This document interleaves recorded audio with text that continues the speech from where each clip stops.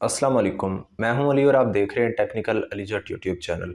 Friends, ये video मैं एक सब्सक्राइबर की रिक्वेस्ट पे बना रहा हूँ। एक सब्सक्राइबर ने कमेंट किया था कि पायनीर के अंदर जो हमारा वर्चुअल कार्ड होता है या मास्टर कार्ड जो होता है उसकी फ़ीस कितनी है। इस वीडियो में मुकम्मल डिटेल से आपको बताऊंगा कि पायनीर का जो मास्टर कार्ड होता है, वर्चुअल कार्ड होता है, इसकी फ़ीस कितनी होती है। मास्टर कार्ड जो है ये आपका वर्चुअल भी हो सकता है, इसको आप ऑनलाइन पेमेंट्स के लिए यूज़ करते हैं, या फिर आपका फ़िज़िकल कार्ड भी होता है जिसको आप ऑर्डर करते हैं। आपके पास जो है एटीएम कार्ड जिस तरह दूसरे बैंक्स के होते हैं, तो वो कार्ड भी हो सकता है। इन दोनों के लिए क्राइटेरिया सेम ही होता है। पायनीर का जो फीस का क्राइटेरिया है वो दोनों के लिए सेम है। और पायनीर जो है वो इस मास्टर कार्ड के लिए एनुअली कितना चार्ज करता है, इस वीडियो में मुकम्मल डिटेल से आपको बताऊंगा।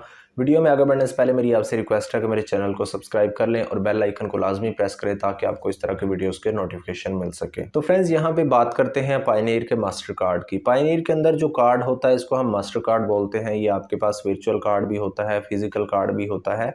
इन दोनों के लिए जो फीस है पायनीर की वो सेम रहती है, दोनों के लिए सेम फीस होती है। अगर आप पायनीर में कार्ड ऑर्डर करते हैं और इसको आप यूज़ करते हैं तो एनुअली जो इसकी फीस है वो 29.95 यूएसडी बनती है। ठीक है, जिस तरह अगर हम 12 मंथ के अंदर 2000 यूएसडी रिसीव नहीं करते तो पायनीर हमारे अकाउंट से 29.95 यूएसडी कट करता है।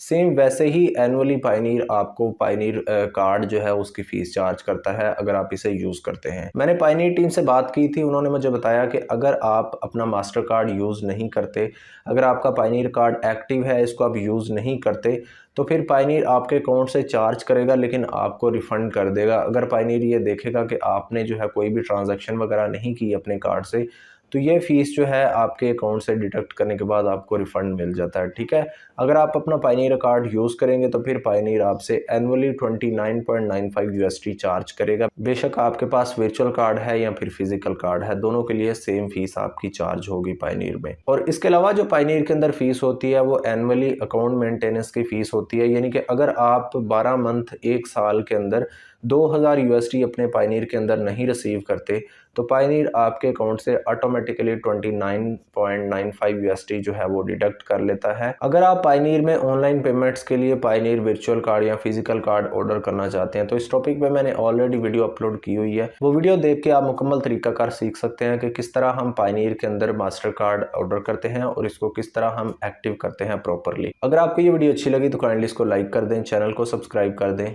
Thanks for watching.